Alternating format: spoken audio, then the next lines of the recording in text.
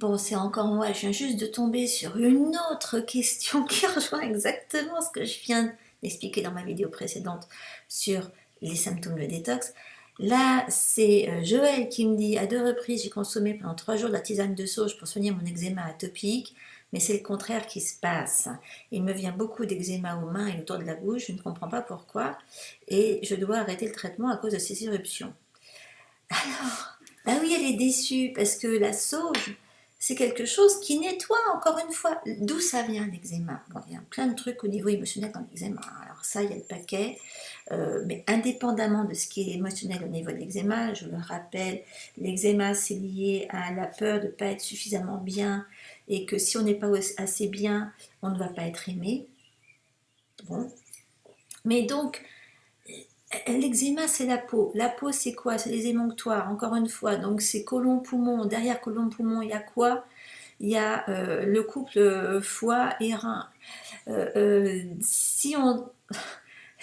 les toxines se mettent à sortir par la peau quand les émonctoires ne travaillent plus parce qu'elles sont endommagées, surchargées.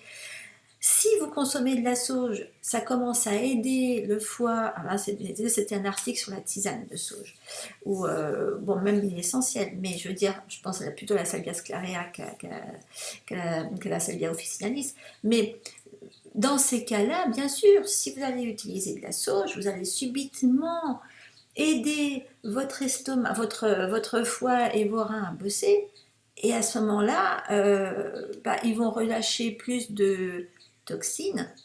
Et évidemment, sur le moment, si vous n'avez rien pour soutenir les reins, c'est toujours très personnel ça. Parce que idéalement, il faut quand même... Il y en a qui sont plus ou moins surchargés en termes de toxicité, hein. C'est ce que je disais dans tout ce que je dis au sujet par rapport à la candidose. Plus vous êtes toxique, plus vous allez faire des symptômes quand vous allez commencer votre régime anti-candida. Et là, c'est un peu pareil. Euh, en général, quand on commence à s'attaquer à l'eczéma, par des moyens naturels, on va forcément avoir 1 ou 2 semaines d'empiration, d'aggravation, ok? Mais ça dure pas, ça dure quelques jours, il faut juste savoir tenir le coup. Et quand il s'agit d'eczéma, à ce moment-là, je vous renvoie à l'article que j'ai écrit sur l'eczéma, dans lequel je vous mets des protocoles d'huile essentielle à appliquer dans ce cas-là, qui vous évite de vous arracher la peau jusqu'au sang, quoi. Parce que quand vous travaillez de l'intérieur, automatiquement, les toxines, la plupart du temps, il y a pas mal de choses qui s'évacuent avec l'eczéma, hein. Il y a souvent des parasites et des cochonneries comme ça. Donc, il ne faut pas s'étonner si vous le sentez passer au niveau extérieur, au niveau de la peau. C'est normal. Donc non, il ne faut pas être déçu comme Joël, et il ne faut pas abandonner, il faut tenir le coup. Et il faut, bon, alors je vous mettrai aussi sous cette vidéo le lien de ce que j'ai écrit sur l'eczéma, pour que vous ayez un petit peu quelque chose pour vous aider, pour vous soutenir au niveau topical. Ça marche extrêmement bien, c'est quelque chose que j'utilisais, je me rappelle, j'avais ce client, c'était un vieux pépé chinois, comme on en a beaucoup en Californie, c'est l'époque où je travaillais encore en Californie, et qui avait toute sa vie consommé énormément, il m'a dit, de homard et de fruits de mer en général, mais en Chine, j'ai testé, c'est quand même assez... Il y a plein de choses, hein, dans la mer. Et donc, c'est comme ça qu'il s'est intoxiqué. Il a subi une accumulation de cochonneries dans l'organisme.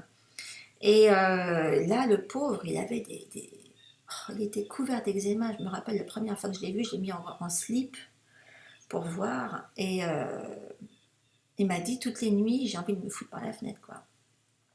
Et donc, il fallait que je lui concocte des quantités industrielles de ce mélange, dont je vous donne la recette là, dans l'article, dont je vais mettre le lien en dessous, pour qu'il s'en enduise entièrement et qu'il ne saute pas par la fenêtre. Et le problème, c'est qu'il ne comprenait pas qu'il fallait qu'il travaille sur plein d'autres choses. Il ne faut pas se limiter, par exemple, à boire de la sauge quand on a de l'eczéma, évidemment. Il y a plein de choses à prendre en considération.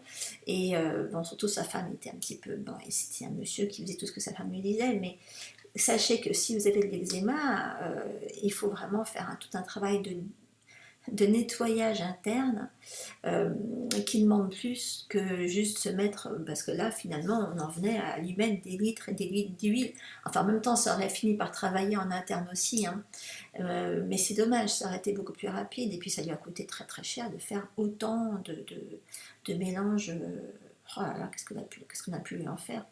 Mais donc l'eczéma, c'est tout un poème et c'est pas juste avec une tisane de sauge ou de l'application de sauge que ça va aller mieux. Il y a beaucoup plus de choses à faire. Je vous rajoute le lien, comme ça au moins vous en profiterez. Mais sachez que quand vos symptômes s'aggravent, en général, c'est bon signe. Il faut juste savoir quoi faire pour pas trop les subir. Ok. Tenez bon.